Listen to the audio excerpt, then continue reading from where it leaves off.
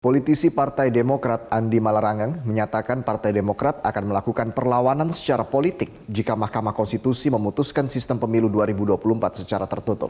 Andi menuding ada partai yang menginginkan kekuasaan ada di tangan partai, bukan rakyat.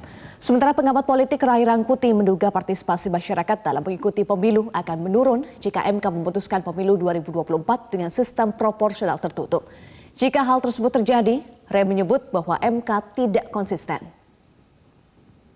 Ini tentu saja kalau orang bisa melakukan tuntutan ke Mahkamah Konstitusi, kami juga bisa menuntut lagi juga. Jadi tapi intinya kami akan terus melakukan perlawanan secara politik. Karena ini hak rakyat yang dirampas. Ini yang akan mundur kita ke arah zaman lagi model-model Orde Baru dan otoritarian semacam itu, di mana kemudian kedaulatan partai yang mendominasi bukan lagi kedaulatan rakyat. Bayangkan hak rakyat untuk memilih wakil-wakil yang dirampas. Lalu kemudian nanti yang muncul adalah kader-kader jenggot. Akarnya ke atas, bukan ke bawah. Rakyat tidak, caleg-caleg tidak perlu lagi mencari suara rakyat.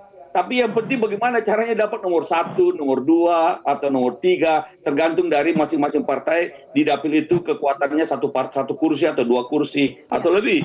Tapi karena itu kemudian yang muncul adalah semua berusaha mencari caleg nomor 1 dan kemudian mendekati pimpinan-pimpinan partai. Bukan lagi berusaha mendekati rakyat agar suara rakyat itu mendukungnya. Ini yang terjadi sebenarnya. Yang agak bisa dibaca itu mungkin tingkat partisipasi akan menurun. Bahkan ketika pemilu masyarakat kita cukup apatis ya terhadap partai politik gitu. Sekali oleh pemilu ini gitu.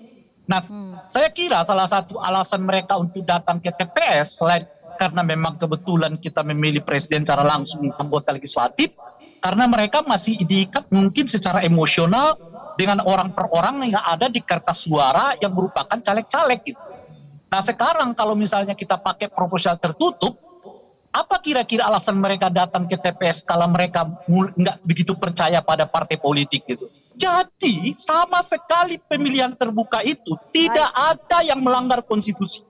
Sebab yang dinyatakan dengan terbuka itu, yang dinyatakan terbuka itu ada pada cara mencop. Jadi itu kalau kita berhubungan dengan misalnya pembahasan di APBN, itu artinya satuan 3. Satuan pertamanya itu adalah ya partai politik. Satuan keduanya itu adalah caleg-caleg. Satuan ketiganya itu adalah cara mencoblos dan menghitung suara. Jadi kalau kemudian MK masuk ke satuan 3, itu artinya memang MK tidak konsisten dengan apa yang selama ini mereka nyatakan, bahwa kalau masuk ke elemen teknis sistem pemilu, itu diserahkan kepada pembuat kebijakan.